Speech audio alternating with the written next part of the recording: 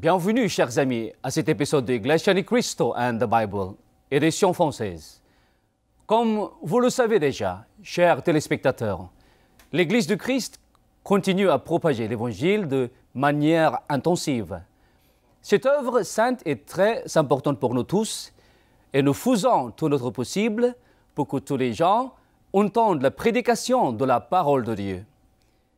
Mais les non-membres peuvent demander pourquoi consacrons-nous du temps à poursuivre résolument cette mission sacrée de partager notre foi quand, d'autre part, beaucoup de gens croient que ce dont ils ont besoin d'assister premièrement sont les divers problèmes de la vie, tels que les méthodes diverses à gagner sa vie, des mesures à prendre pour être épargné des calamités graves et même des maladies potentiellement mortelles.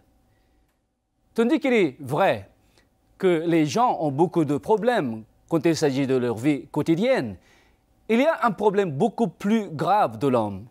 Et de trouver une solution à ce problème doit être la priorité absolue d'une personne et ne doit pas le remettre à plus tard. Quel est le problème grave de tous les gens? Lisons la réponse dans Romains 7, 24. Misérable que je suis, qui me délivrera du corps de cette mort? C'était la déclaration d'apôtre Paul. Pourquoi a-t-il dit qu'il était dans un état misérable? Était parce qu'il n'avait pas de nourriture, de vêtements, de logement ou les soi-disant nécessités de base de la vie? Non, chers amis. L'apôtre Paul dit « Qui me délivrera du corps de cette mort ?» L'apôtre Paul n'est pas le seul à souffrir d'une condition misérable ou pitoyable. Tout le monde souffre de cette condition misérable. Pourquoi donc? Parce que Dieu a jugé tous les gens, à l'exception de notre Seigneur Jésus-Christ, de souffrir la mort, à la suite des péchés qu'ils ont commis. Ainsi, c'est le problème le plus grave de tous, la mort que Dieu a jugée pour tous à souffrir.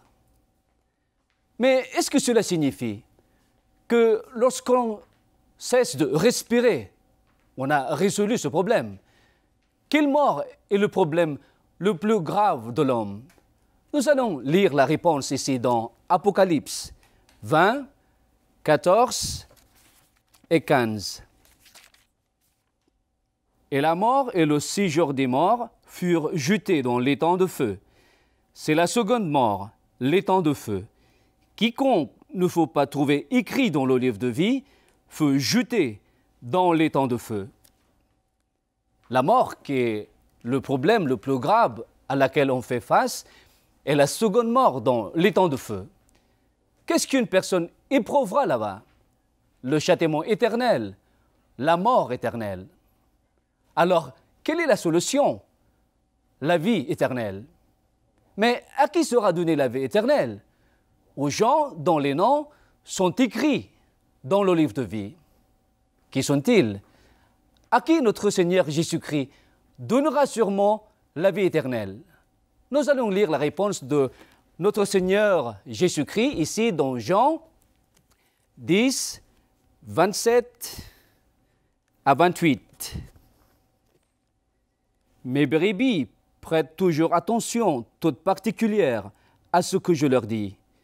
Je connais qui sont mes brebis. Elles sont celles qui me suivent continuellement. Je leur donne la vie éternelle. Ainsi, elles ne périront jamais. Et personne ne pourra les arracher à ma main. À qui notre Seigneur Jésus-Christ donnera sûrement la vie éternelle? Le Seigneur a dit, « Mes brebis prêtent toujours attention toute particulière à ce que je leur dis. Elles ne périront jamais. » Par conséquent, celles que le Christ reconnaît comme ses brebis sont celles qui recevront la vie éternelle. Qui le Christ reconnaît-il comme ses brebis? Elle a dit, « Mes brebis prêtent toujours attention toute particulière à ce que je leur dis.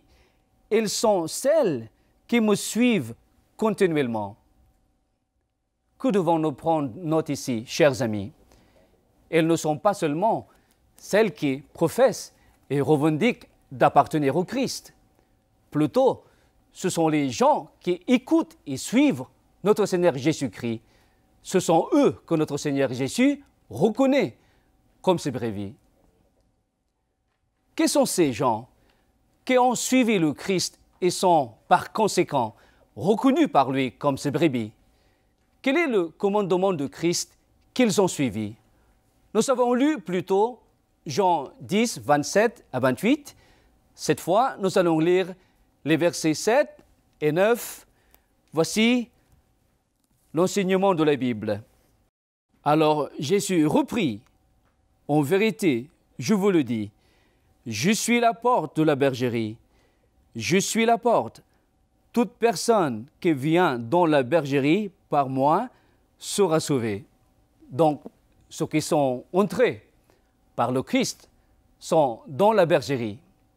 Que recevront ceux qui ont suivi cette commande du Christ?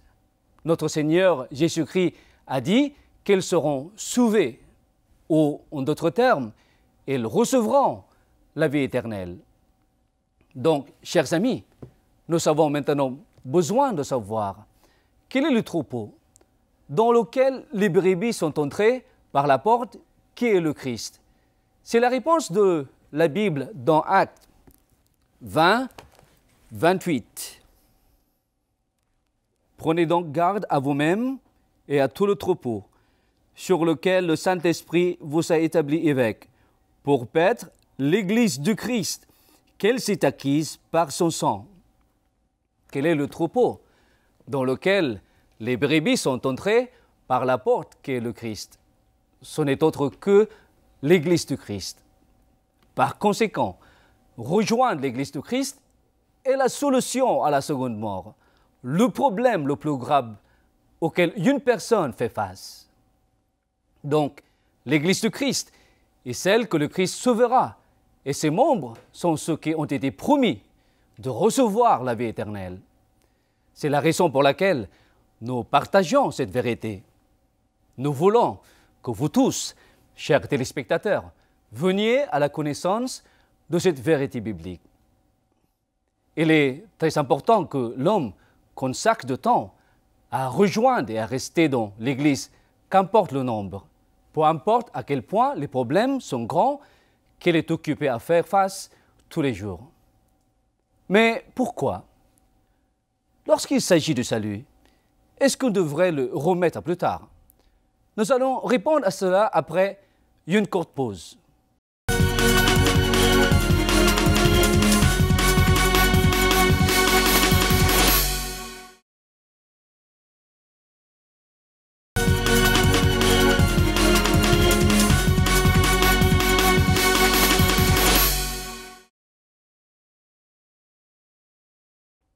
Bon retour, chers amis.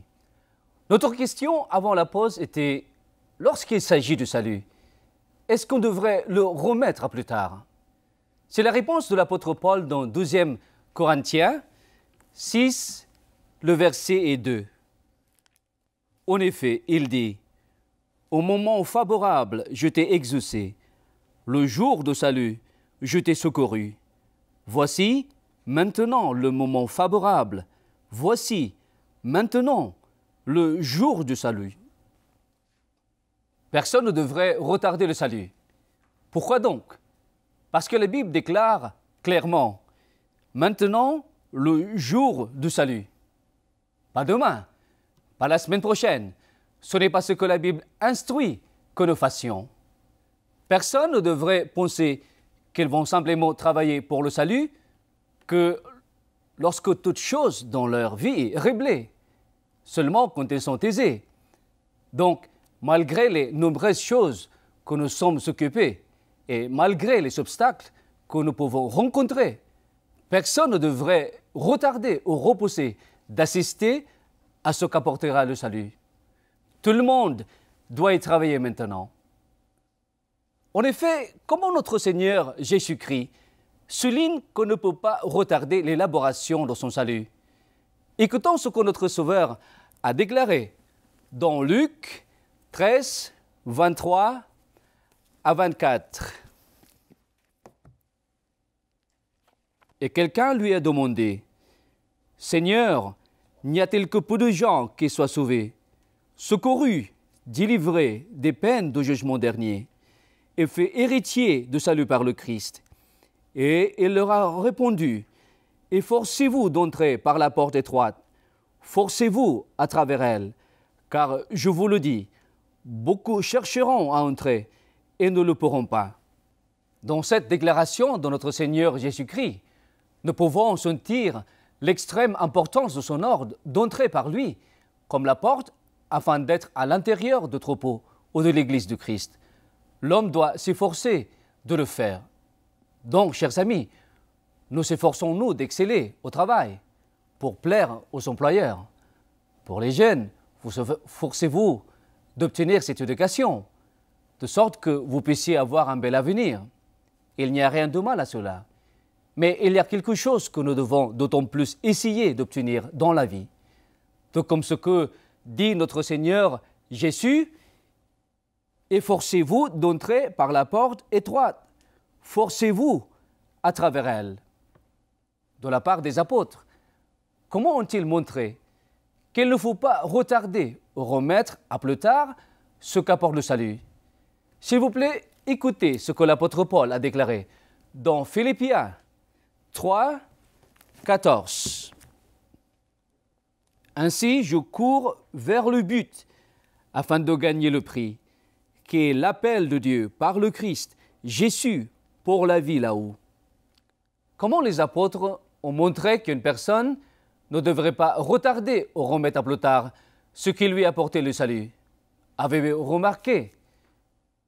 L'apôtre Paul a dit « Je cours vers le but afin de gagner le prix ». Cela veut dire qu'il ne s'est pas laissé distraire. Il ne s'est pas ralenti et d'autant plus, il ne s'est pas arrêté dans sa course afin qu'il puisse gagner le prix, qui est l'appel de Dieu par le Christ Jésus pour la vie là-haut. Quelle est cette vie là-haut? Rien d'autre que la vie éternelle, la solution au plus grave problème de tous. Ainsi, on doit imiter l'apôtre Paul dans notre propre course spirituelle, en agissant rapidement pour recevoir la récompense ou le salut. C'est pourquoi, chers amis, ne laissez pas passer cette occasion d'avoir seulement entendu ces vérités. Agissez, sondez-les et entrez ou rejoignez l'Église du Christ. Telle est la volonté de Dieu qui a été enseignée par notre Seigneur Jésus-Christ et prêchée par les apôtres. Merci d'avoir regardé et à la prochaine.